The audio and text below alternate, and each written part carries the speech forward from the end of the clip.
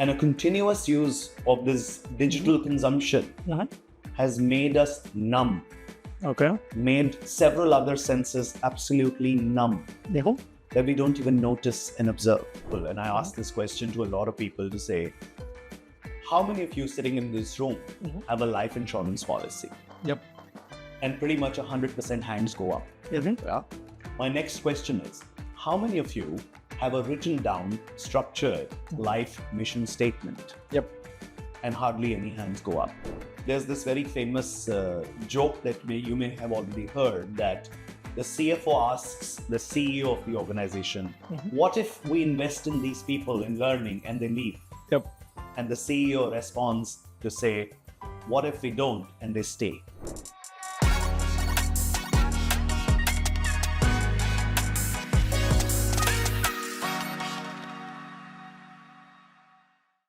Hello everyone and welcome to the Weekday Show. I'm your host Amit Singh, founder and CEO of Weekday, a hiring marketplace where job seekers can 8x their chances of finding their perfect job, and recruiters can supercharge their productivity by accessing the largest database of talent in the country. We have 80% of white-collar workforce of India on our platform. Check out Weekday at weekday.works. Happy to present to you the Weekday Show, where recruitment leaders share actionable insights and answer the most common hiring FAQs, and explore the hiring process from both sides, and dissect real-life interview scenarios. Hello and welcome to another episode of the Weekday Show. I'm your host for today, Raghav. I lead growth at Weekday, and today I'm joined by a very special guest. Our guest for today is the man who leads learning and talent development at Colt Technology Services. Prior to Colt, he has worked at companies like Aegis Limited, Genpact, and interestingly, he started his career at NII Sparta as a business development manager. That's something that I found super interesting. He switched from business development to HR, where he has now spent more than 20 years out of a 25-year career so far. So I'm super excited through the course of today's episode to get into all of this and more. But let me take a pause and welcome today's guest. Welcome, Vineet, to the show. Thank you, Raghav. Thank you for having me here. It's a pleasure to have you here. Thank you for joining us. Thank you for taking out the time.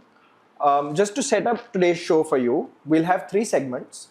We will start with a rapid fire. So this is supposed to be a fun segment where I ask you 5 or 6 quick questions and would love to get your take on them. Sure. We'll move on to the next segment, which is going to be another segment that's supposed to be fun. This one is called Hire or Pass. Okay. Here I'll give you some hypothetical interview scenarios, and I would love to know what you as a recruiter would do in those scenarios. And then finally, we'll close with a deep dive into your journey, where we would love to get into the specifics of all the experiences you've had, and we'd love to get some takeaways from that that our audience today can learn something from. Sure. Sounds good? Absolutely good. Are we good to start? Yes. Perfect. So we'll start with the rapid fire? Yeah. Great. Vineet, starting with the first question of the rapid fire today, what is one moment that you can recall from an interview you took where your impression of the candidate completely changed in that one moment?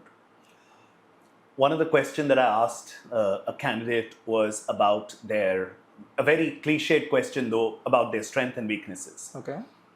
The person actually stopped and very, very candidly first spoke about their weaknesses and explained why those weaknesses hail in that person and what has been the impact, why they call it as a weakness. Through this course of conversation and several other questions that came through, I realized that it was an absolutely authentic answer. And there are very few people that you will find have that level of clarity to what they're good at and what they're not good at. And that really changed the moment for me in that interview. What you liked in the answer was the authenticity? Yes, the authenticity, the truth, and the clarity Got of it. why they consider that either as their strength or their weakness. Got it. And is generally that what recruiters are looking at when they ask that question? I think everyone's looking for authenticity. Okay. Sometimes it's a belief that the candidate will be truthful in whatever they say. But sometimes our questions doesn't necessarily lead to those answers. Correct. So hence it's a play and hence a very conscious judgment I'm skeptical using the term judgment, but at the end of an interview, you are judging Yep. an individual's capability and fitment to a job. So I think that's the balance. They're looking for authenticity. Got it. And they're looking for genuine answers. So it's almost never specific strengths or specific weaknesses that they're looking for. Never. Perfect. Thank you. Great answer. And I think this is, like you said, a cliched question that a lot of people get asked. So I think people can learn from this how to answer this particular question. We'll move to the next question in the rapid fire. Vineet, since you've spent so many years in L&D, I think you're very well placed to answer this question. What's a common trait, Vineet, that you've seen amongst exceptional learners? And how can job seekers both develop as well as demonstrate this trait during the interview process? It's a very interesting question. Learnability is a parameter most companies or job descriptions will have, right? And hence, as a part of recruitment process, people definitely have questions around people's learning abilities. What, in my experience, tells me is that a lot of times we've heard answers where people have spoken about their courses, their professional qualifications as a part of their learning journey, which is not wrong. But what I look for is a more continuous and holistic learning philosophy, which means you don't necessarily only learn from professional courses. Learning is something that you do daily, in and out of every situation. So the base or a foundation of learnability is curiosity. So rather than looking at learnability, if we get enough answers on curiosity and willingness to accept newness into everything, makes a very, very strong base for anything that they intend to do, especially in today's world where we're talking about transferable skills. Yeah, we're not restricted to say that these are the only skills that you possess and hence you can only do this job. It's extremely important that we focus on the element of curiosity, which then helps learnability to become practical for people. Got it. I think that's very well articulated, actually. So curiosity is the common trait amongst exceptional learners. The second part of the question, I'm assuming how to demonstrate it is fairly obvious. Ask questions, ask good questions. How do you actually develop curiosity? I think curiosity is a natural instinct that we have suppressed. Why that has been suppressed largely in the current generation or even the previous generation is that we have overexposure to gadgets. If you would notice from a very simple human aspect, anything that you work more effectively on, even as a muscle in gym, will get better. Right? If you really need to develop your arms, biceps, you would work a certain type of exercises to do that, right? Similarly, if you look at all our five senses, the most used sense organ today is your visual piece. With that, and a continuous use of this digital consumption has made us numb, made several other senses absolutely numb, that we don't even notice and observe. But if you look around, even a blade of grass is interesting enough and can generate enough curiosity. The way an ant is engineered, if you look closely, you would realize that the way it is able to walk, the way it is able to do several things is phenomenally different than anybody else. If you just look around the nature, if you just look at the sky or everything around you, there is enough curiosity of why this is built in this way. So there is a natural instinct to curiosity which has been subsided or numbed by this over digital exposure only on one sensory organ. If we are able to make a shift there, then probably other organs will come back to it. In a practical situation, if you can avoid that, that's great. But curiosity also stems from your purpose.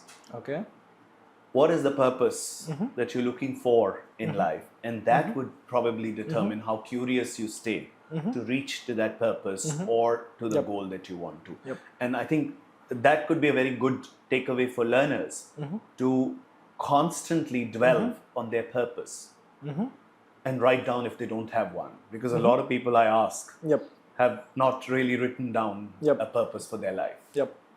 Okay. I think that's another very well articulated answer.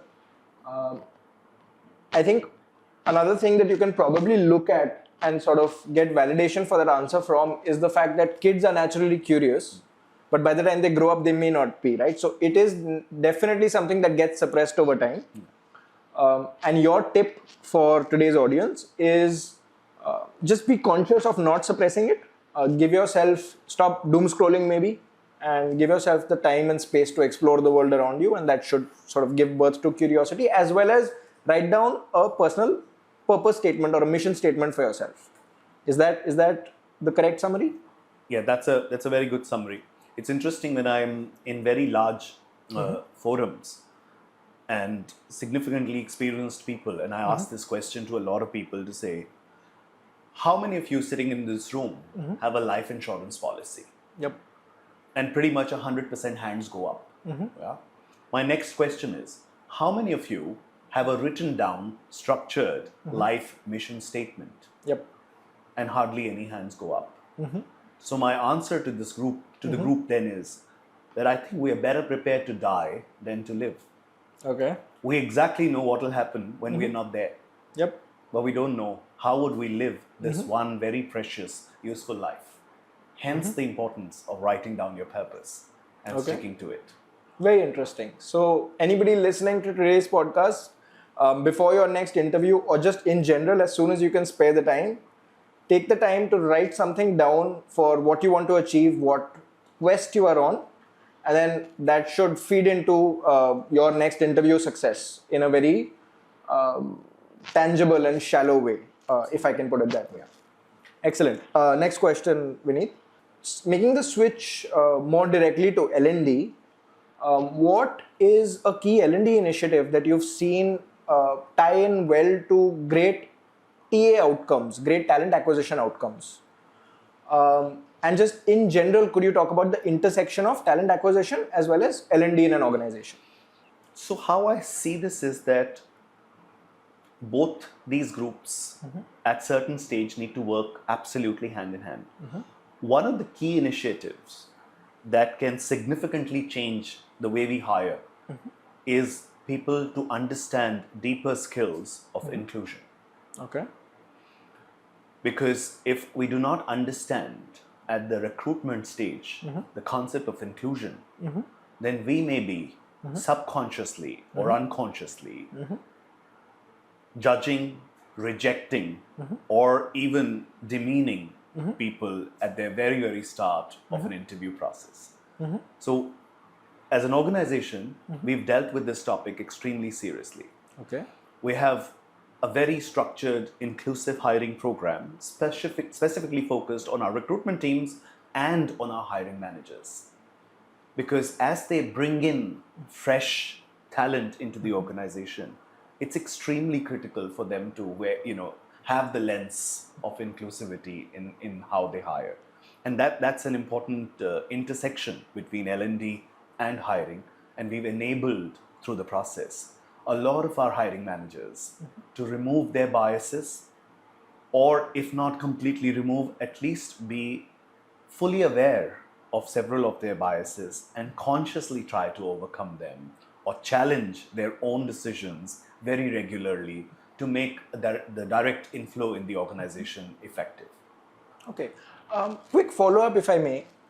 I think I personally and most of us would have a fair understanding of what it means to look at TA through the lens of inclusion. What exactly does it mean to look at L&D through the lens of inclusion? So L&D is like an engine supporting to look at what behaviors fall as inclusive behaviors and what behaviors fall outside the remit of inclusive behaviors. And hence our ability to help train and develop that muscle in people on inclusivity is an important part that L&D plays for any organization. Very recently, I've spent a full day with the leadership team of our organization dealing with the subject of inclusion. A very open, receptive group of people who would have probably worn the inclusive behaviors in many ways in their demeanor all the time, still had several definitions to be clarified, still had a lot of concepts to be learned more effectively. And I think that's a critical part L&D will continue to play with helping individuals get better with understanding of inclusive behaviors and finding ways to demonstrate that in their daily lives in everything that we do. Got it. Makes sense. Vineet, we'll move to the next question. Let's say a candidate early on in an interview process asks a lot about L&D and growth opportunities. Is that a good thing or a bad thing? I would love a candidate like that. Okay. We don't see many. Okay. But I think it's an excellent thing because what we just spoke about as curiosity as an element. Yep. Somebody with an element of curiosity will probably ask these questions. Okay. Because what they would probably want in their own career is that they must develop themselves continuously in order to produce results for the organization. And I think that's a very important trait. Okay. You're going to enter into an organization, serve that organization, and in the process also live your dream career.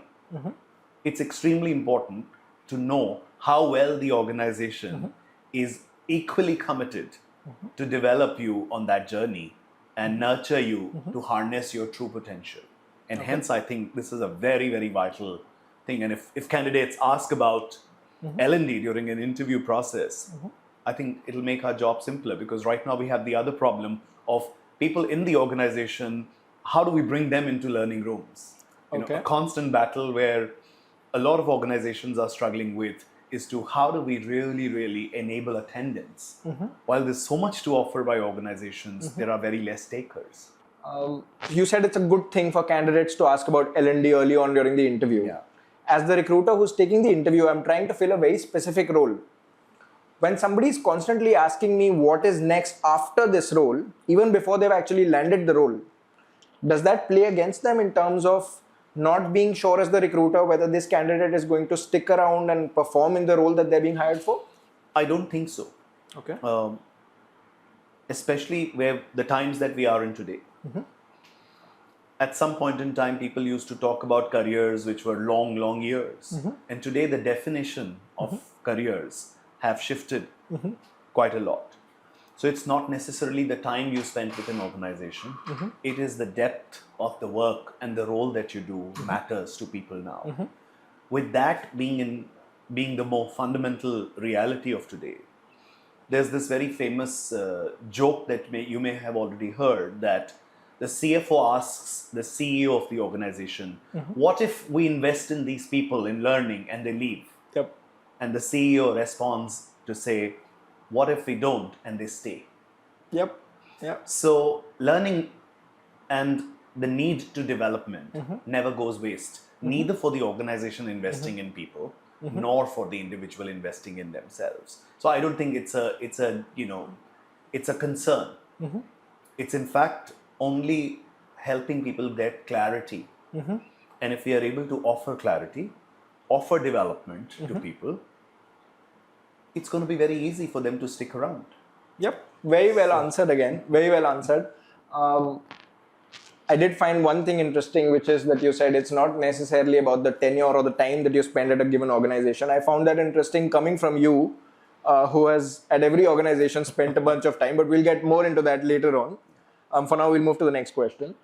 You touched on this in an earlier answer, but this question basically is, how do you demonstrate coachability during an interview? And also if you can sort of compare coachability versus ability itself, and how far coachability can take you versus how far ability can take you. So let's deal with the second part of the question first. So it kind of brings coaching or coachability as a very key aspect. So all of us possess a certain abilities, right? and they may be either necessary or not so necessary in every job that we do, right? When we refer to coachability, we look at some of the abilities that are not necessarily refined or developed, but they may be important and critical for the job that you're fitting yourself for. And hence, if we are able to coach on those abilities, you could probably progress more effectively into those roles. And that's the fundamental flow from ability to coachability. Now, is coachability an important aspect of who we are, and how do you gauge coachability through the process?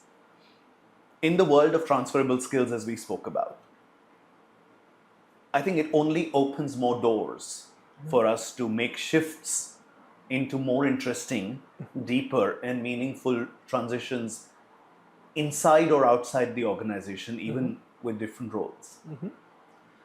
The way I look for coachability in people during interview processes, if they're willing to explore another point of view, if they're willing to temporarily suspend their own judgment and be totally willing to listen to another perspective, that very well defines for me that there is coachability, because this person is a keen listener. And that is not a very easy trait to find. I think very interesting there is, from a candidate's point of view, during an interview process, you're also trying to come across as opinionated and sort of an independent thinker. And the ability to balance the two, which is, hey, I have some independent thought, but I'm also willing to listen to what you have to say. Any tips for candidates to sort of maybe some cheat codes or thumb rules that candidates can try to follow? I would say that there's nothing wrong in having an opinion. It's absolutely wise to have an opinion. But during an interview process, if you initially are willing to listen to the other perspective, other side of the perspective, that only puts you to an advantage that you heard a perspective. And now if you have an opinion, you can still gracefully place your opinion in the conversation, which at least ensures that you've given it a due listening. And you've not just stuck to your opinion.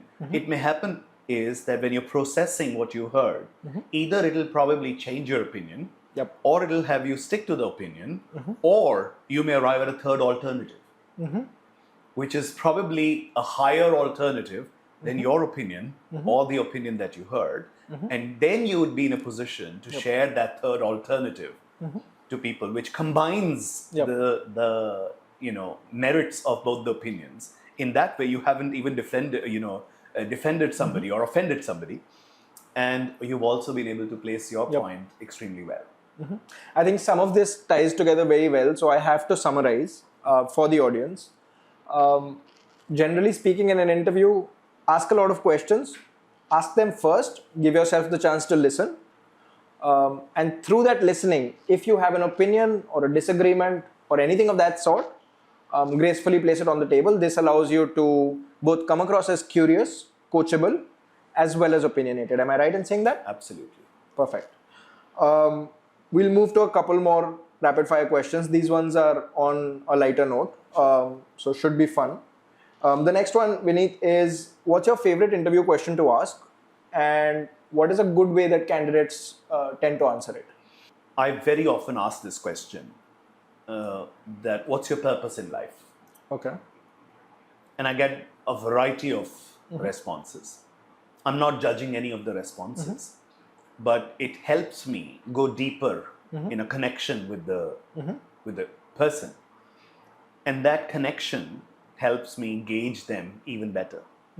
And it helps them feel more comfortable in the conversation and tend to open up more, because often candidates get to see that if we're talking on a purpose, then it could bring in common grounds of discussions, similarities that may open up for us to build a rapport quite early in the conversation than actually struggling to just respond to questions. So I really love this question of purpose, and if needed sometimes, and if people have the willingness, I even clarify the role of purpose and how it can benefit them, whether they go through this interview process and get selected or they don't. And that also gives me an opportunity to find a way to help them. Got it. And what, I know you said you don't judge a lot of these answers, but still, for people who are listening who've never actually thought about how to answer this before, what's a good way to try to think about answering this, and what are commonly seen bad ways of answering this question? Bad ways to answer this question is that you haven't thought about it ever. Okay. And you're doing it for the first time just for the sake of an interview. And hence you may say whatever is in your head, which does not necessarily comes out authentic or comes out real. And it may sound like a very, scripted way of answer. The other bad way is that a lot of people I see prepare answers as scripted answers, not their own answers, but scripted answers which has probably been told to them that it will make you look good in an interview. Those, to my mind, are bad ways of managing it. What are the good ways of managing it? Good ways of managing is to really reflect on this, irrespective of an interview or no. And as we said earlier, write it down. Okay. Write down your own purpose. Write down why you wish to get into this job. See, for me, it's very simple. If you do a job that you don't like, and it's a hard job, it'll lead to stress.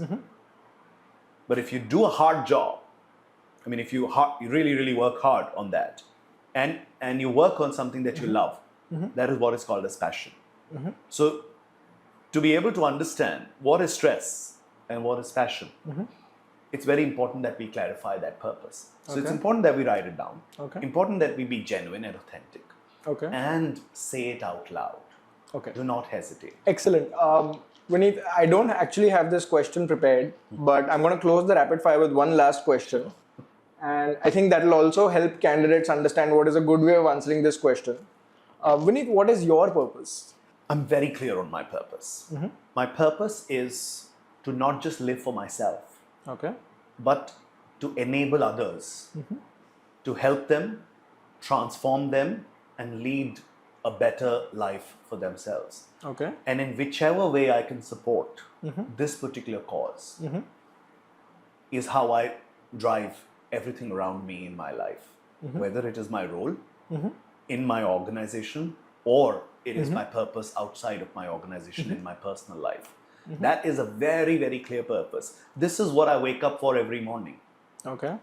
And this is what I sleep thinking about when I sleep at the night. Okay, excellent. Perfect. Thank you for sharing that. And now our audience knows what a good answer looks like. So thank you. We'll wrap the rapid fire here and we'll move to the next segment. Yes. Vineet, the next segment, as you know, is hire or pass. Like I described in the introduction, it's a segment where we give you hypothetical interview scenarios and we ask for your take. So we'll start with the first scenario. Are we good to go? Yeah. Okay, excellent. So the first scenario is the scholar. This is a candidate who has excellent pedigree when it comes to academics and education, but perhaps they lack some of the relevant practical experience that may be required for any given job. As a recruiter, in this situation, do you hire or pass? If it's a fresh candidate, I take them in. Okay. Because they haven't, who will give them the platform to experience? To put it on practical terms, someone has to be willing to accept them with their abilities that they bring in. And once they come in, we could look for coachabilities and develop them further. But if it's a fresher with no hands-on experience and a great academics, I'll be very willing to take them on. And how about somebody who's not a fresher, maybe somebody who's done a master's, done a PhD, done a bunch of years, spent a bunch of years doing research, and then is applying for a role which is not necessarily an entry-level role? How are those candidates looked upon? It's slightly challenging then, because you got to then really go deeper into the conversation with people to really understand how have in their abilities outside of work environments practically implemented that. There is nothing as a skill that you've learned cannot be implemented outside of the corporate environments. So if you do not have an experience base within an organization, you would have enough in your life. Okay. So I would choose to, operate on questions which help me understand their application of those concepts outside of the work environment. And if they have answers there, it's absolutely valid for them to come in. Got it. That's a good answer. So even in the case of somebody who's done extensive education, you're looking for something beyond just theoretical knowledge. Yes. Some place where they've actually applied it for any reason whatsoever. Yeah. We'll move to the next scenario. This one is the test taker. So this is a candidate who's done exceedingly well during the technical interviews, but they've done equally badly or perhaps not so well during the behavioral interviews. It's very clear to you though as the recruiter that they have the skills and the knowledge for the job itself. What they lack perhaps are some of the interpersonal skills. Is it a hire or a pass? What interpersonal skills will be an important thing to know, because interpersonal skills can be taught. Unless those are value-driven challenges, interpersonal skills are absolutely coachable or learnable. So I don't think we will reject anybody on lack of interpersonal skills unless the role definition is heavily reliant around interpersonal skills. Okay. But if the role requirement is largely a technical demonstration of from a day-to-day activity with a few interpersonal skills needed to be through this journey, then we could check what those interpersonal skills are and still get the person in and coach the person on those areas. Unless it's a value-driven challenge, which is where I will absolutely be a no to.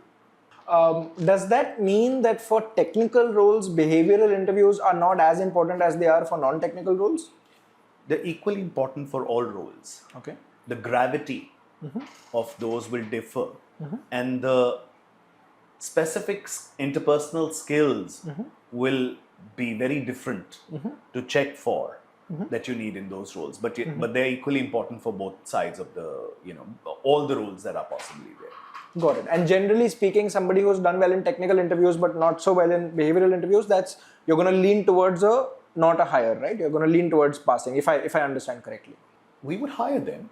Okay. We would hire them.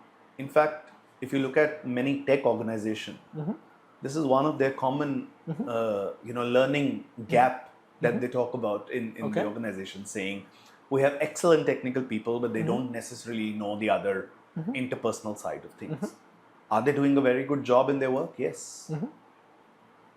Then the onus is on the organization and on the individual equally to, one, be willing to learn the interpersonal skills, and the organizations to be willing to invest in those to develop those skills. So I don't think it's a it's not a pass. It's not a pass. I mean, you could obviously bring them in. It's hire with an intent to train. With the intent to train. We'll move to the next scenario. So this one is the late bloomer. This is a candidate who had a not so promising start to their career. They didn't go to a great school perhaps, didn't have a great first few stints in their professional journey. But lately you're seeing an uptick in their career trajectory. Is that a hire or is that a pass? I think it's a hire, not a pass. Okay. Everyone can do things that don't work for them. And I don't think, as long as they are willing to display the right behaviors and they're willing to learn from the lessons that they have had in the past. See, failures teach you a lot more than successes. So I think somebody who's had, challenges through the career would have probably learned a lot more than somebody who's had a very easy, flourishing career. So I wouldn't let the person go as long as there is a recent demonstration of learnability, there's a recent demonstration of putting things into action and applying the lessons learned. The person should be able to go through. Unless you see another, situation where it's a misfit or not aligned to what you're doing. But at the recruitment stage, I don't think it'll be a reject. Got it. I have two follow-ups. I'll ask them one at a time. So the first one is, I found something you said interesting, which is that failures are can be a strength. Do you have any tips for somebody who doesn't have some of these amazing brands on their resume? And I think this would be most people, right? There's only a finite number of people that can go to an IIT Bombay or an IIT Kanpur. The rest of us are at best in middling colleges. So how do we, when we're approaching an interview, actually pass that off as a strength when competing against somebody from an IIT Kanpur? See, you've answered part of the question already in your question. Okay. That many of these institutions will only have a certain number of seats. When you look at results today, you would see that there is an excessively high sense of competition. You know, somebody in the 99.3 percentile may not get what a 99.4 percentile person gets, right? In that state of market, where intelligence is measured in terms of percentile, I would say that it is a statistical variation. You can't really measure intelligence. I can very, very safely put my bet on somebody who's a 90 percentile would have equal intelligence as a 99.3 percentile. So it's not an intelligence game, and hence I don't see this as a challenge or a weakness or something that you've missed out in your life. If you are willing to thrive, if you are willing to create a path for yourself, and you do what is then needed to create that path, you would not face an issue. A lot of times, social and societal pressures have made people first to believe that because they're not from a top tier institution, they are less than somebody else. I sit here with no top institution's degree in my career. I've never failed a conversation. Yep. So it's not like that. Okay. It's how you develop yourself and how deeply you're interested to bring a career trajectory that you define for yourself. And if you have the confidence in you, you would never present it as a challenge or a weakness in an interview. And hence, I think it's important that you talk about what you have achieved and what you can achieve through your abilities, which will overcast the institutions and the names that you come with. By this, I'm not demeaning any great institute. Of course, yeah. They did do an excellent job of making people ready. But I'm also saying that other institutes also don't do a lesser job in making people ready. It's the people, it's the person, or where you want to be. We all know that there are enough and more statistics around top tier institutes graduates who have possibly not done very well. So that doesn't guarantee anything. Got it. That only gives you a platform. Got it. Now to my second follow-up, which I mentioned I had, was the inverse of this scenario. So instead of the late bloomer, let's call this candidate the early bird. So somebody who had a great start to their career, but you're seeing that the last few stints, maybe the last 3 out of 10 years of experience that they have, maybe the last 3 years have been at stints which are not as impressive as they might have been otherwise been. Hire or pass? I would deep dive into what's the obstacle been in the last few years. Okay. Because a lot of people go through transitions. A lot of people go through situations in life which sometimes hamper their performance at work. You know, this whole concept of work life and personal life has only been very recent in the years. I mean, life is life. There is just one life, right? Nobody will be able to say this, that your work life does not impact your personal life or your personal life does not impact your work life. And hence in this life, sometimes there are situations that don't necessarily help you do your best. Yep. So I would be interested to know what are the blockages. If those blockages are concerns or situations that have led to a situation, and there is a visibility of those situations being overcome quickly, then it's a hire. Okay. But if there are situations that one can clearly see may not permit getting out of it, then possibly with a little bit of advice or a coaching, it could be a fail. Got it. So I think sort of an important prerequisite for any of this is just the awareness on the candidate side in terms of where they are in that trajectory and what are all the factors that are coming into play and impacting that. Another interesting concept, I don't know if you've heard about this concept or not, it's the concept of sigmoid curve. Yes. Yep. So the S curve, typically when you start a new role, a new organization, there is a dip in the curve, right? Because you're learning in that phase. It reaches a certain low plateau and it starts to rise because now you've learned what you're supposed to do and you start to get better. Slowly you start going upwards in the trend. You reach a plateau once again at some stage and from that plateau it starts to dip. A lot of people realize that they need a change in their role or a career when it's at the time of dipping. Now when it's dipping, your morale is low. Your own self-confidence is at a lower sense. Your energy and passion to do something else is also at a low.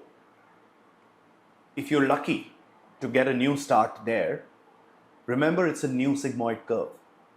So initially it will have a further dip down the line. So now if you combine the both dip period, it's a very long period. It's a long period of frustration. It's a long period of going through challenging times. I'd rather advise that you find that sweet spot when you're on the high on the previous curve before you reach a plateau to start a new curve then.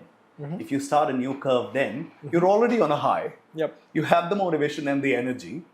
Even if that dip comes in, you'll be able to pick that dip up very quickly and start a very growth-oriented new S curve. So that's my key advice to people, to be conscious of the point, that sweet spot, when to start new.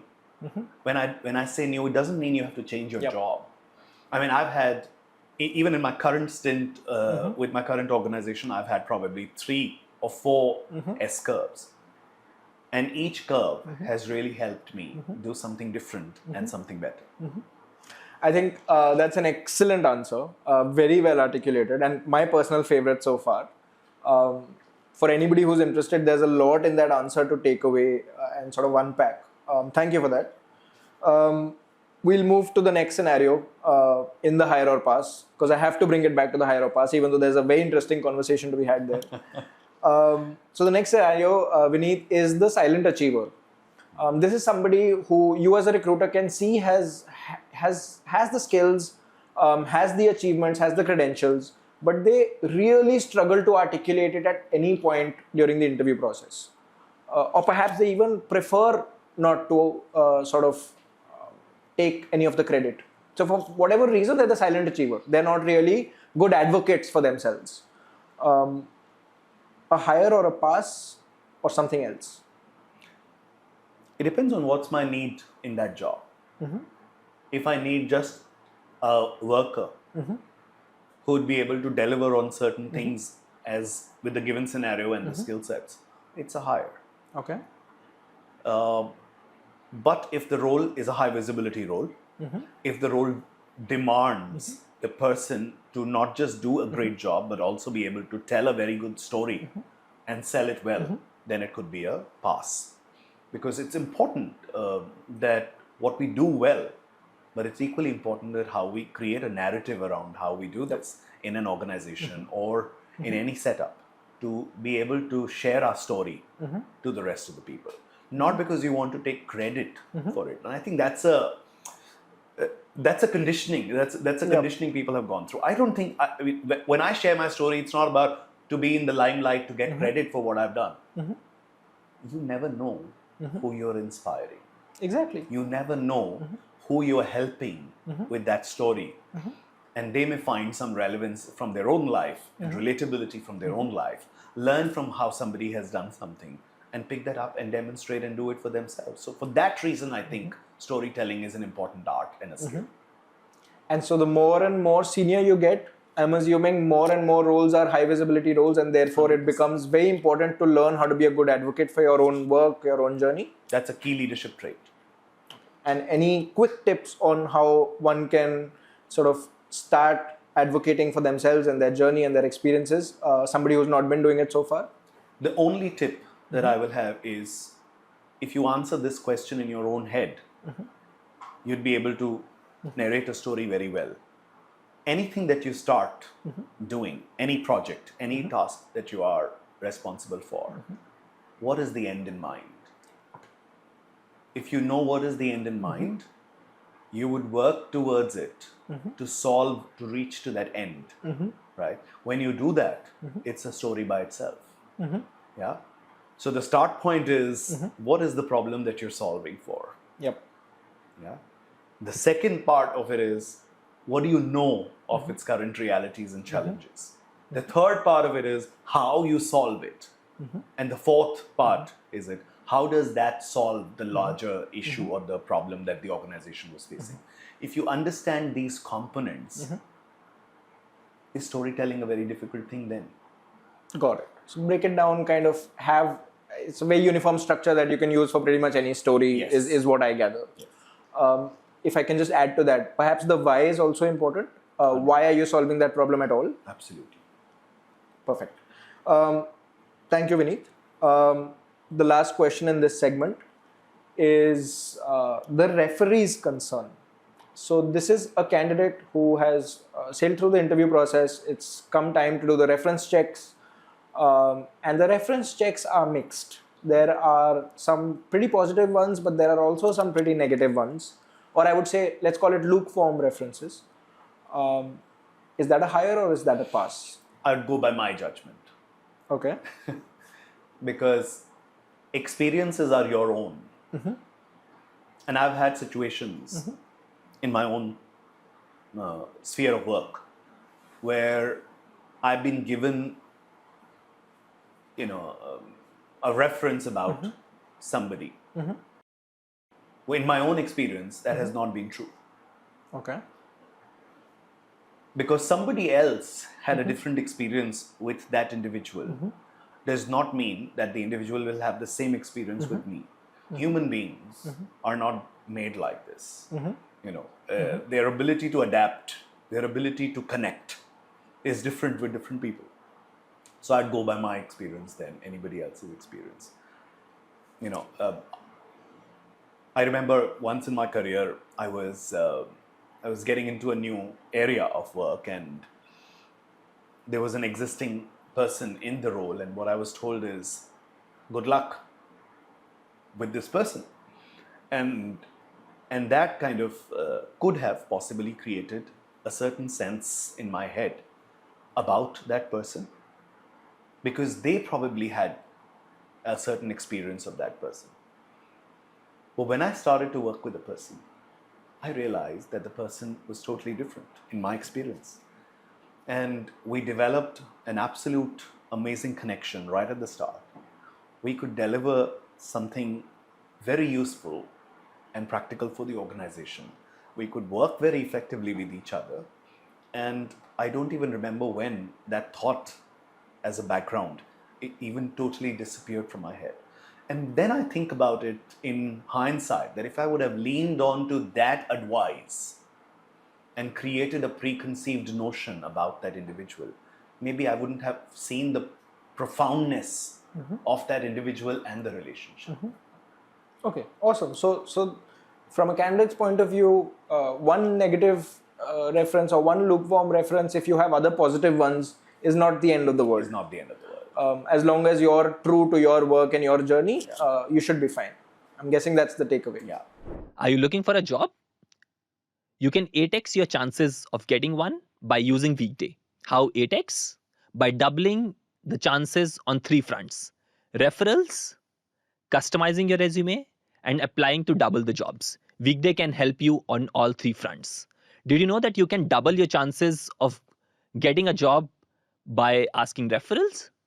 You can do that via Weekday by just one click, where people can give referrals to the existing companies via the Weekday platform. The second one is customizing your resume for every role. Did you know that 60% of the applicants of a job are never seen by a human recruiter? You can double your chances by customizing your resume based on every job posted. Well, it's not feasible to do that. You can do that via AI. So Weekday's Chrome extension allows you to customize your resume for any job. The third front is applying to double the jobs. Imagine if there was an easy apply on every careers job posted everywhere. What we allow via front-end automations is that you can just click once and no need to fill multiple long forms on every careers page. Give that information to us once and utilize it everywhere else. Thank you, Vineet, for that higher up our segment. I had a lot of fun doing it. I think there's a lot there to unpack as well for listeners today. We'll close today's conversation with a deep dive into your journey. Sure. Would love to learn from the experiences that you've had yourself and talk about the journey that you've been on, some of the specifics, and see what people can take away from that. Are we good to start? Yes. Vineet, to start off this segment, what I found super interesting when I was preparing for this interview or this podcast was the fact that you started your career as a business development manager. And it wasn't a short stint either, it was like a 5-year plus stint. And only then you switched to HR. So just talk to us about that. What inspired the switch? How did you think about it? And how should, in general, people think about career switches today? So interestingly, my wife till date says this to me, that you should have been in sales. You're in a wrong profession. Okay. So that's how this started. The only interesting twist to the sales side, business development side of my start of the career was that I was creating people performance enhancement solutions. Okay. So I was closer to the L&D or the HR area, even though my role was to sell solutions to different organizations. I started enjoying a role like that, where my initial role was more of account management. So I was made to manage large accounts in the organization, businesses where we were serving some large customers. And initial few years, I did extremely well in maintaining, managing relationships with people, and hence helping the business grow, upselling and cross-selling in that ecosystem. At one point in time, my manager pushed me to the different side of business development, which is pure sales. So from a farming role to a hunting role. And when she had this conversation with me, I was very reluctant. Okay. And I said, why? Because, all my incentives are based on my performance, and I'm doing extremely well. I'm excelling year on year. I'm a star performer. Every year I'm on the incentive club and things like that. Why do you want me to let go all of this and the deep work that I've done, hand it over to someone and get into a absolutely fresh scheme of things? She said, because it's important that you learn the other side of the skill equally well. And we have no doubts that you won't. Hence, with the understanding, the deeper understanding of how client relationships work, probably you will equally apply those skills to client acquisition work. I was not very confident and comfortable, but because my manager showed so much trust in me to do that job, I took the switch. In less than a year, together as a team, we had built a pipeline of business far bigger than my previous role. Okay. And that helped me transition my career. So there was another S-curve in that same organization, which helped me do something totally different. I did that for a couple of years. Is when we cracked a very big order, a very, very big sizable order that needed maniacal focus and deep responsibility. And that naturally shifted me to project manage that and program manage that. So the third role I did in the same organization, the third S-curve was the project and program management role. We were working with one of the larger media houses of India, and we actually were able to produce some breakthrough results, which will be edged in their statistics in the history of how we actually delivered on those areas. And that really helped me, do my career transition. I think what helped me do these transition was One, the trust that my managers always had in me, the support they provided me to learn, the risk they were willing to take if I fail. A lot of times we talk about risks, and a lot of people you will hear, saying we're willing to, experiments and we are okay to take risks. But in real sense, are they able to appreciate and acknowledge risk? Do organizations and individuals celebrate risks and failures? The answer is no. Thankfully, I was fortunate in my career to get managers who were willing to celebrate failures. And that is how I learned, and that is how I could transition, 3 careers in one organization at one time. And what was the motivation behind transitioning from what I understand was your final role in that particular organization was program managing that big project that you had? What motivated the transition from that to doing HR as your first job in your next organization? So I'd seen trainers in my first organization. And in those years, the definition of trainers were people with significant experience, probably gray hair, to bring that wisdom and ability to help others succeed. So I had been mentored or coached by some of those trainers. And I was always very inspired by that role that they played to really help people. I think it was also the time, Raghav, when the purpose of my life was shaping up. Yep.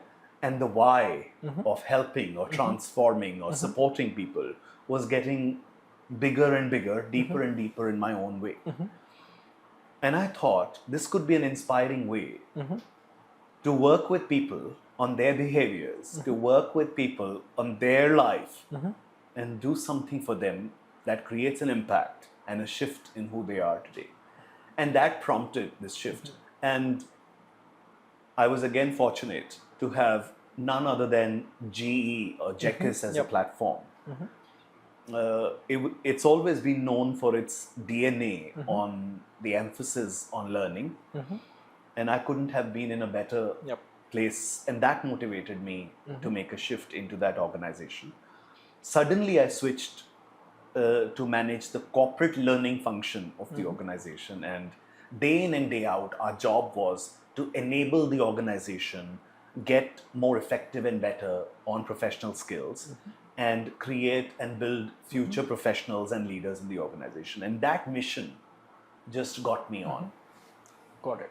In a way, the jump was adjacent because you had some experience with training programs and learning, and so you were able to make that switch from sales to HR, which is an entirely different field might look like to some people. But because it was an adjacent jump, you had some experience of the subject matter itself, you were able to make it. So is that a good way that people can think about anybody who's maybe not fully satisfied in their current position or wants to explore something new? They should explore adjacent areas first? I think adjacent areas gives you a little bit of an edge. Yeah, you don't start from the scratch. You're able to learn quickly and deliver results. And that's what most organizations are looking for. Yeah. But I would say that it should not become a showstopper. If you're deeply passionate about something else, then you must not give in to get an easy outcome. A lot of times in our careers, we give in to easy things. And that's where sometimes we get into another wrong transition and get stuck again. So if you really want to create a meaningful career for yourself, it's not necessary to take the easy route. It's to take the route that you're passionate about. Fortunately for me, that adjacent field was an area of passion. And hence my struggle was lesser in that space to really quickly shift my gear and the skills to support what was needed in that organization. I'm really happy that that was your answer, because there's a certain coherence to this entire all the answers that you've had, which I'm really enjoying, and that continues to be the case. Very quick follow-up. Your wife thinks you made the wrong decision clearly because she thinks you should be in sales. Are you happy with the switch to HR? How have the last 15, 20 odd years been? I think it's been very exciting. I'm truly satisfied with what I'm doing. And she's not unhappy. I mean, she It's more like she says, all you have all the skills that is needed in a sales professional, and of course the other element is that we laugh on it, and it's still a lighter conversation and not real in the market. Also, she says, "Oh, sales jobs are better paying jobs." But yeah, that's not the case. I think it's not the job; it's the role that you do. What makes the whole meaning and purpose, and I think I'm extremely satisfied and happy.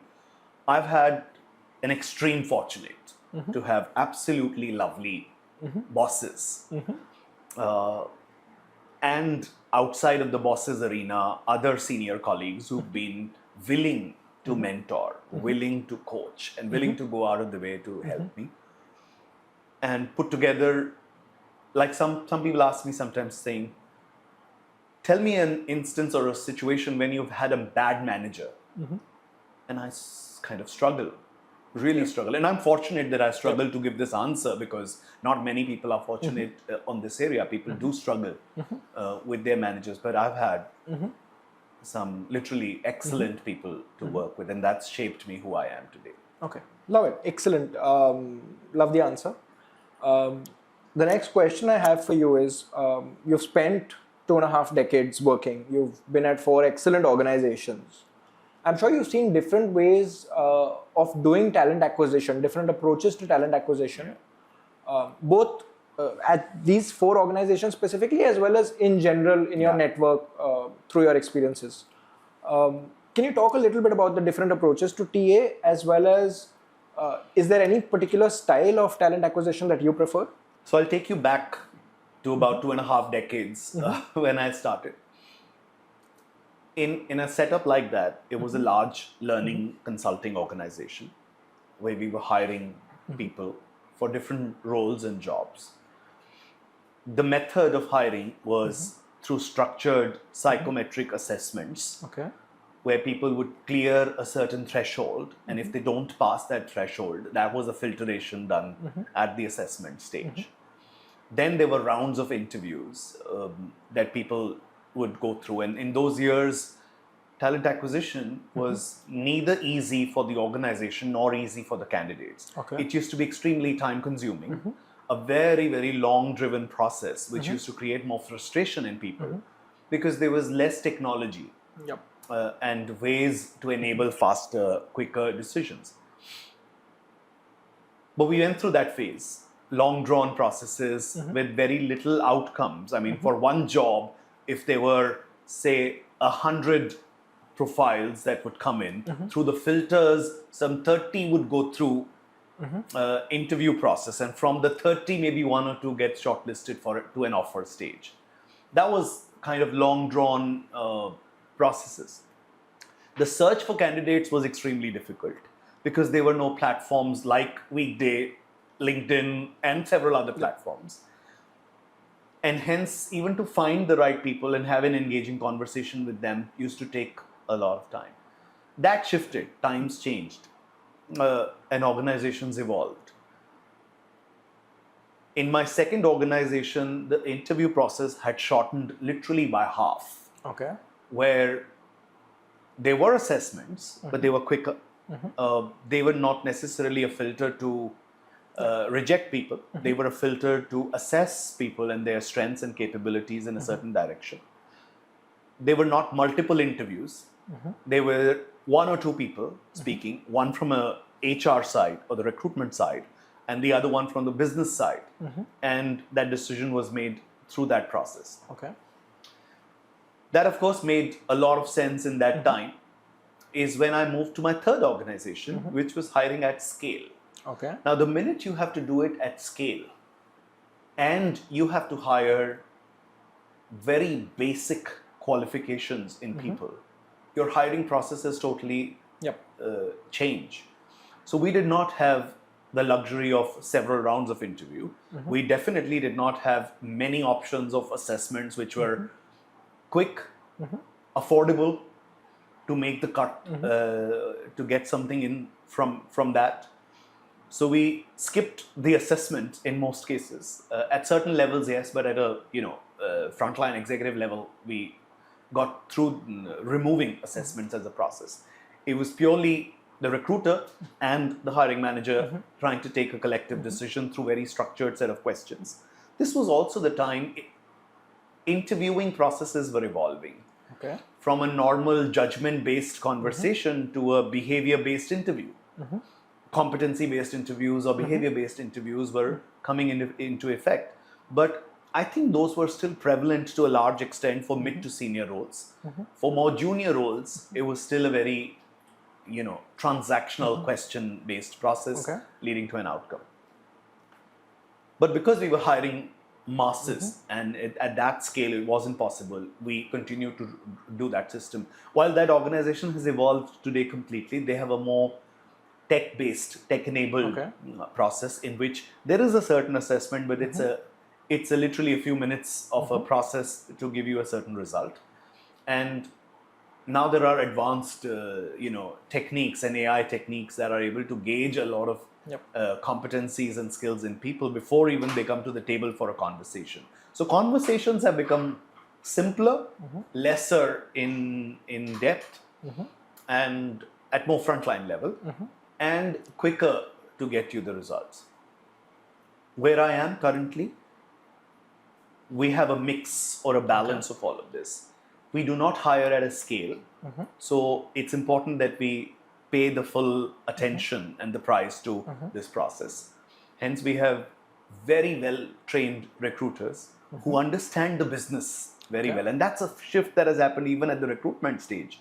A lot of time in the past, recruiters had no clue, or at least they were not 100% clear about what the organization does and why this role is necessary and what would this role play in the organization. Today, our recruiters are extremely clear about the business strategy, the purpose of the organization and this role, and hence they are able to engage into meaningful dialogues right at the first stage of an entry.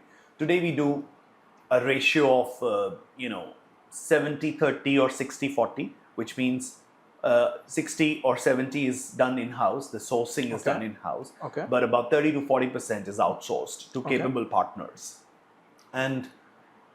But the brief is very strong. The role of job description has become extremely vital today, which in the initial period of time I saw was not so prevalent. They were there, but they were never the cheat sheet. The cheat sheet was a conversation and a decision. Sometimes I even know that job descriptions were not even written. In many cases, when you were mass hiring, job description, you go and ask somebody, where was the job description? I've never seen one. So, but they were still hiring for the role. So those shifts have happened over these years. And I think we are only getting better. We're only getting more refined at the process. Times have reduced. People are not going through rigorous several rounds and have no visibility to the outcomes at each stage. Today, organizations have become so structured that they give you flexibility to do these interviews remotely. We're today at a stage where we're doing global hirings, and hence the boundary of location has completely vanished. The cultural differences have started to reduce because people are willing to learn and know about each other's culture, and hence be more acceptable and agile to lean into different cultural conversations very willingly, and that has created a lot of easy space for people to go through this. Today we use technology. We also use a certain aptitude assessment at the start, and it's of course a proper human interview. I think at some stage these things will also reduce and people will evolve to more tech-based hiring. I'm sure some parts of the world or some parts of businesses are still doing it, but we haven't still transitioned to a completely non-human method of hiring. Got it. You mentioned having a 60-40 or a 70-30 ratio versus in terms of what is done in-house versus what's outsourced. I think one interesting question to ask here is, and this is an impression that a lot of people have, companies specifically, recruiters, that the quality of hiring is not necessarily the same when you compare what's done in-house versus what you outsource. And specifically concerns around cultural fit, how exactly do you assess things like that? Because when you're doing it in-house, your recruiter has complete context about the business, like you said, about what the team is exactly looking for. Sort of all the subjective as well as objective criteria are there with the recruiter.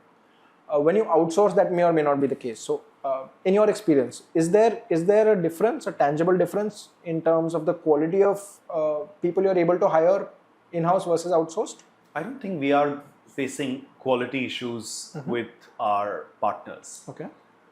They are briefed extremely well. They take keen interest in understanding the nature of the business. Yep. And what are we hiring and why are we hiring for, and that enables them to hire probably at par with our internal teams. Okay. The challenge sometimes is that because it's a third organization or it's a second, different organization, and for them it's not just this company as a client. There are challenges around flexibility that we don't necessarily get every time. Sometimes you have to be extremely agile around how the process is going and how it's shifting. And those probably become a challenge why organizations keep a certain part of it in-house. But I don't think quality is an issue today. People are doing a fairly good job in getting us the right candidate.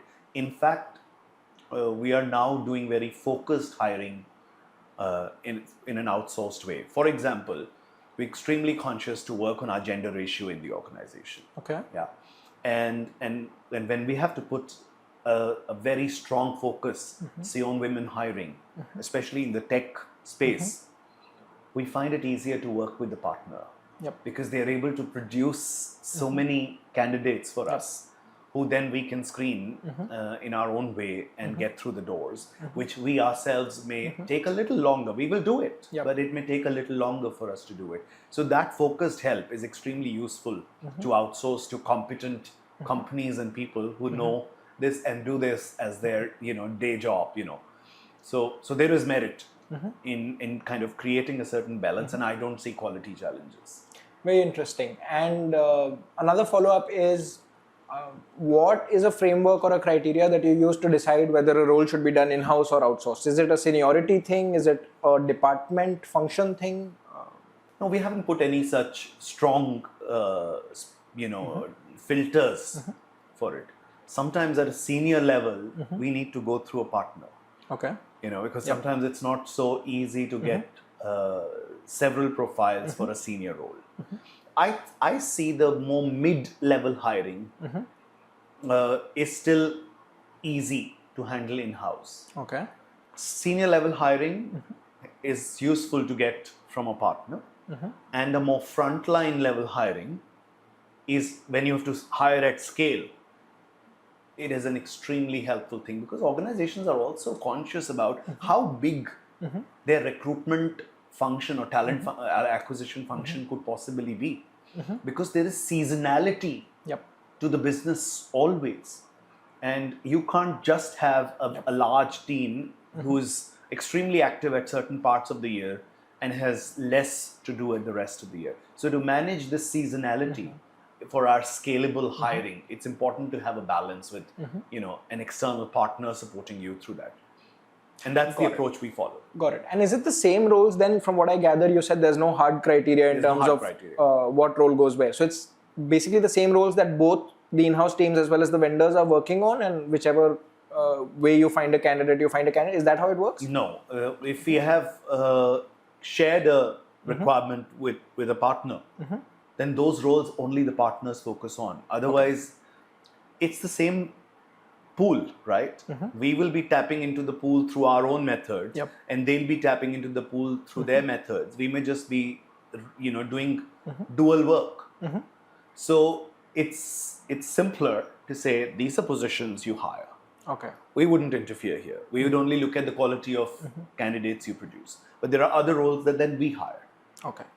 So from all of that, what I understand is it either comes down to trying to solve a sourcing problem, which is like when you say you're trying to improve the gender ratio or you're trying to hire senior people, it's a sourcing issue if you're doing it in-house. So that's when you go to a vendor, or when you're trying to solve a bandwidth problem. Right. These are two ways in which a job would be outsourced. That's right. Got it. Perfect. I think that's a very clear answer. So thank you for being candid there. I actually had a question on talent acquisition at senior levels. So there's a theory which says that the more TA that you have to do at senior levels, the more it reflects on poor succession planning in the organization. What is your take on this? Very interesting. This has been a passionate area for me in the talent space of helping organizations build successors. But I don't know. I don't know if it's a black and white to this answer. To me, it's important for organizations to build successors. It's important for them to be seen as the next in line, which keeps their aspirations met and recognizes their contribution to the organization. And that's why succession planning is an important part of all organization. It keeps the knowledge intact. It does not have a restart on a lot of things. But I personally feel that there has to be a healthy balance of fresh ideas and thoughts and not just succession. So I would say that there has to be a certain effort in talent acquisition at this more senior level also to bring in different, fresher perspectives who can help organization transform in different ways. And there also needs to be progression and succession for people who are in the organization to find their aspirations within the organization. So we got to find a balance. There is no one answer to it. But there has to be a sweet spot, given the answer you've just shared with us. There has to be a sweet spot. Any idea what that sweet spot is? Let's say there are 10 roles to be filled at a particular senior level in the next year. You have a sense of how many of those you would like to staff internally and how many you would like to bring external people in for?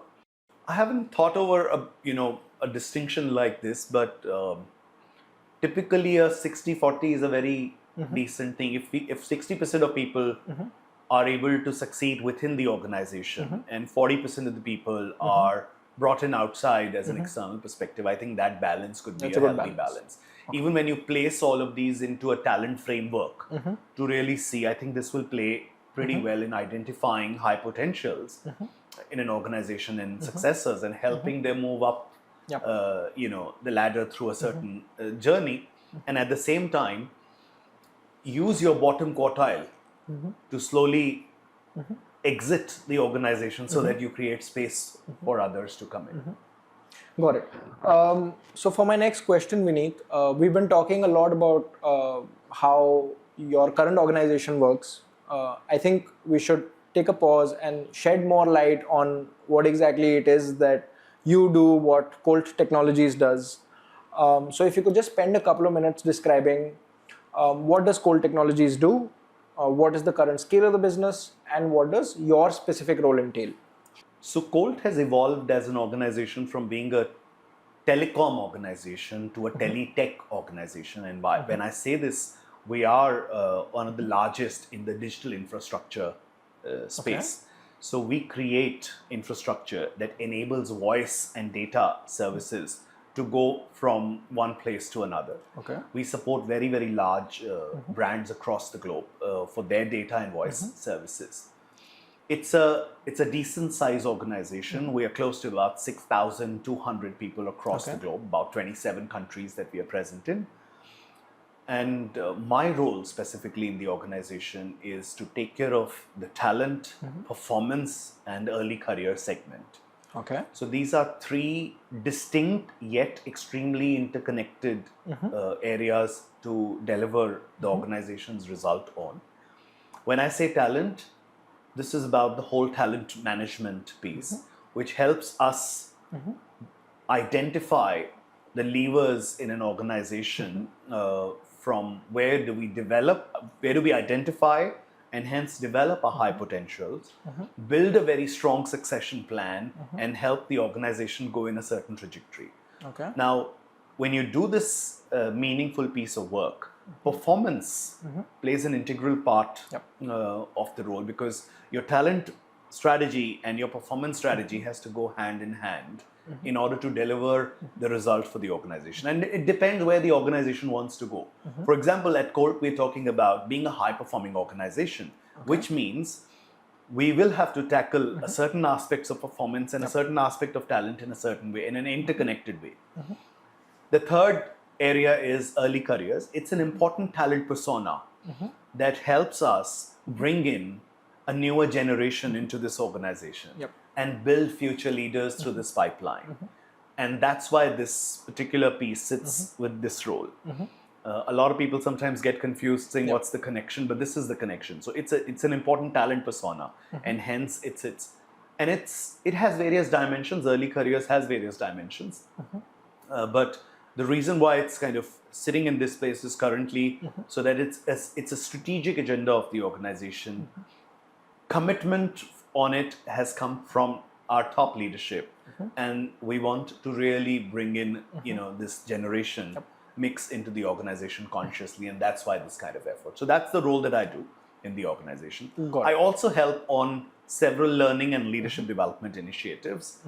And in the past, I've been leaning more on the leadership development side, and now I will be leaning more on the talent side with a new S-curve in the organization.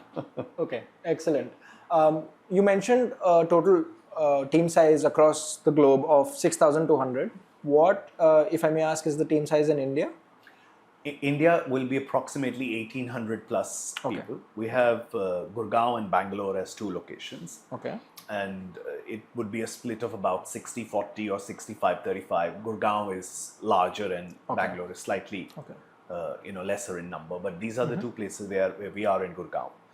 And we're proud to have started as a shared service organization in India, but as a global capability center, we have moved at a very high pace to become a global capability center where a lot of strategic, important functions and areas are independently managed from India for the entire organization. Okay, very interesting. I think that also reflects in the strength of the team in India. It's almost a third of the entire organization, which in fact is spread across 22 or 27 countries. 27 countries. Yeah. So India is a fairly large center. For people that might be interested in exploring a career with Colt Technologies, I would love to understand. I think we've got a lot on what Colt Technologies can offer. I don't think we necessarily need to sell a career at Colt Technologies to our audience. I think there'll be a lot of takers anyway. But I would like to sort of chart a pathway for somebody who might be interested. I would like to shed more light on what that pathway looks like. So if we can do that by demystifying hiring at Colt Technologies a little bit, and maybe we can do that with an example of any recent role you closed. So you already shared that 60-40 or 70-30 is the ratio in terms of how you source candidates and where you get the profiles from. Once the profiles are in the door, what can one resume in that pile of resumes do to stand out and improve their chances? I think resumes have become a statement of fashion today. Okay. Technology and AI is telling us that when those resumes are put through, scan on those engines, they sometimes miss out on a lot of important areas and highlights in their resume because it's more fancy than simple. And hence my first key advice to people will be to keep their resumes simple. Okay. Yeah. When I say simple, it does not mean do a bad formatting and put wrong language there. But what it means is that use of too much fancy templates and colors is probably not necessarily the highlight because it goes through the engine and sometimes some of the things are missed through that. So a very simple, practical resume is always more helpful. Once that resume is picked up and you get it to the stage of a conversation, to stay extremely authentic and share your aspirations of careers very openly with the recruiter is what helps the recruiter really understand your level of commitment and willingness to take this journey on. From there, when we bring people in, we are absolutely transparent in telling them what do we have to offer. So we've announced ourselves to be a flexible first organization. We have a flexible first policy, which essentially means that people can choose to work from wherever they wish to. And that is a huge advantage to a lot of people. as an organization, we do not judge candidates from a break in their careers, Yep. for returning mothers or for returning women who, for certain reasons and life situations, have had left their careers and now they're ready to come back. We are also not judgmental about hiring people who are at the impact of restructuring in other organizations. Yep. Yeah. And this mindset, I think, progressively most companies should start to change. Yeah. I checked this with one of my manager in the past, and we were hiring for a role, and I said, I can hear a lot of shedding in the market. A lot of organizations are letting go of their people. So what do you think about picking resources from there? And the answer that I got was, absolutely, go tap them, because they'll be quick to join. They'll have the lead, they'll have the commitment, and if we would have been able to support them in their career journey, maybe we will get a longer commitment from them. So that's the mindset of the organization, and that's a significantly open and progressive mindset that the organization has displayed. So we don't filter people on these lenses. What we look for in both technical and non-technical roles, and I think a very large number of our roles are technical in nature. We want to encourage women to come forward in technical roles. Okay.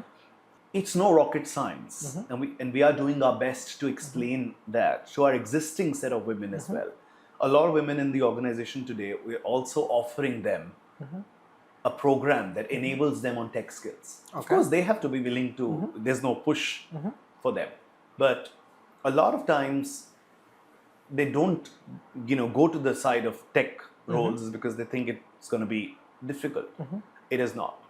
Technology has only made things easy, and it's no rocket science that no one can learn. So we're enabling people through that journey, and we are committed to a diverse, gender balanced organization, and we have very progressive targets on that area, not just for our own sake, but these are targets committed to the board of the organization. So they're as important as our P&L numbers. Got it. It's great that you have these targets. What's even better is the fact that you're transparent about it. Because a lot of organizations are not. Very quickly, back to actionable tips for candidates who are interested in Colt. You gave one excellent tip, which is keep your resume simple. Yeah. So that you have a better opportunity of being picked up by the ATS. Let's say you are picked up by the ATS, you followed this tip given by Vineet, and you have a good resume that's shortlisted. Of course, it's a strong resume anyway. And you get a call from a recruiter. Yeah. Quick actionable tips on what candidates can do to navigate anxiety around the call and perform well on that call? I think the first and the foremost thing is for the candidates to prepare themselves. Okay. Yeah. Read the job descriptions properly. Look at the nuances of the job descriptions. Pick the keywords. Okay. And in your conversation, in your preparations, and then eventually in your conversations, highlight to the recruiter of how you are enabling that job that's written in the description there. The minute you are able to explain how you would be able to support the larger organizational agenda and that job, you have higher chances to go through the next round. The other thing is, a lot of people do not do effective research on the organization before getting into an interview process. My advice will be, know a little more about the organization. Everything that you should know is available on the internet today. There were times we had no such information. But do your research, understand what the organization does. Through that, be able to understand how this role or this job can contribute to the organization's goal or the strategy. And if you're able to articulate that value that you will drive in the organization, I think your chances are very bright. Okay, excellent. I think it's another lovely tip you gave, which is taking keywords. So everybody takes keywords these days and puts them in their resume so that the ATS can shortlist them. But also, from what I can gather, during your intro calls and your subsequent interviews, the recruiters eventually are also trying to hire against that JD. So if you can refer back to the JD during your intro call and during your interview, that's a big strength, right? And it would help you set yourself apart from just an average candidate. Yeah. Sometimes people's answers are long-winded. And they lose the question, Yep. or they lose to close loop Yep. what was needed from the question. So it's important to be very watchful of not giving a long-winded answer. Give a more focused, objective answer. Close loop on what has been asked for. And if time permits, you Yep. can of course say more. But that closure sometimes is helpful for a recruiter to really get what they're looking for. And anything else or anything more is a bonus. Okay, excellent. One last tip I will ask you for is for a candidate who has submitted the resume, gone through the interviews, done well, and now it's time to negotiate. I know there's a slight conflict of interest here, but any tips for candidates in general on negotiating a job offer? So a general tip on negotiation will be that, first of all, you must have a little sense on the market Okay. yourself. Through that, basis your skills and the role, you should have done a little bit of your own self-assessment. A lot of times we have people who come and just put a random number to an expectation. I think it's not that simple. Yeah. It's okay. I'm not against people putting their aspirations forward. It's absolutely fine. But if your aspiration and a number is backed by a little bit of research, it helps the recruiter and the organization to understand where you're coming from. Correct. So it's not always that there are certain budgets for each role. Yeah. But if we get more intelligent candidates in the process who have done a research-based assessment on what's the market offering like, sometimes at the back end, we go and revise our own thinking. Okay. Because maybe we haven't done enough, research, or we haven't put the right thing on the table. So it helps both ways. Does that really happen, Vineet? Like It does happen. you do go back and revise your budgets? It does happen. Okay. A lot of times I've received this feedback from the recruitment team saying that we're not able to get good candidates Got it. of Yeah. the kind of expectations you have at this price point. What's Got the it. leeway that you have? Got it. And if we really have a resume that meets all criteria, the flexibility, and if the business has the flexibility, Yep. we do offer that flexibility. So we do go and Got change it. something. As long as it's, like you said, backed by some sort of evidence or data that the candidate, and if the candidate comes up with that data, even better. And it should not also create a parity, inside the organization. That's something that we're extremely conscious of. Got it. That while in any organization in its growth stage, you would know that there are a lot of pay parities, right? But once you start becoming conscious about your growth, we aggressively work on getting rid of those parities as much as possible. Got it. So through this process, we also don't want to create unnecessary variations that will take us many years to solve. But when it's genuine and the shift is needed, we do make that shift. Got it. Perfect. I'm just going to sum all of this up. Please correct me if I'm wrong, or please add on if I've missed out anything. But for anybody who's interested in working at Colt Technologies, first up, everybody should be applying. If you're interested, do apply, especially if you're from a disadvantaged, traditionally disadvantaged segment of job seekers. Let's say you're a returning mother or some such segment. Please do apply to Colt because it's a progressive organization that will hire you.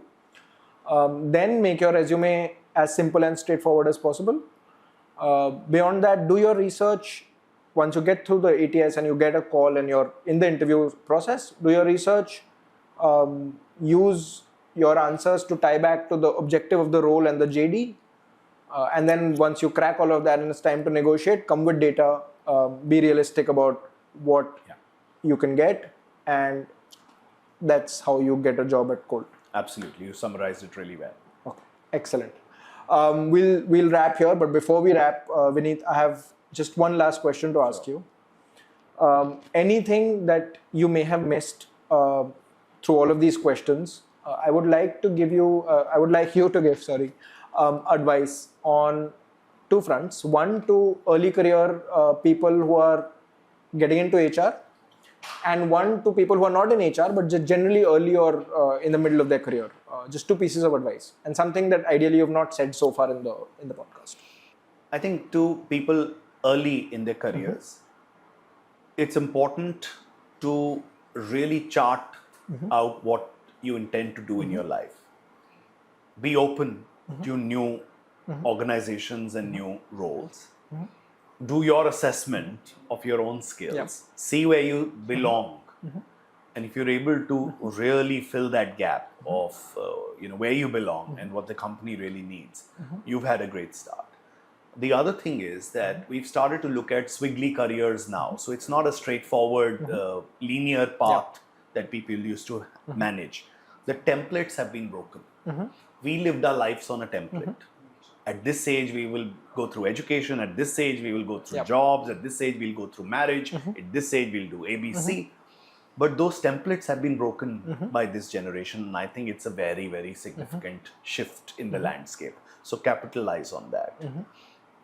Find your purpose quickly into an organization and see if you belong there. If no, switch quicker. And be in a place that really helps you, meet your mission or meet your goals. I was surprised that we were talking to our early career team a year and a half back, because they were recruited through the whole pandemic period. I asked them, saying, you must be feeling disengaged because you've joined virtually and have lived virtually. And they said, no. And I'm like, no? They said, yeah, as long as there's clear purpose to our work and we are contributing to our role, we don't feel disconnected. I said, which companies would you like to work for? And I was surprised and extremely delighted to hear from early careers is, they said, we want to work for organizations who give back to the environment.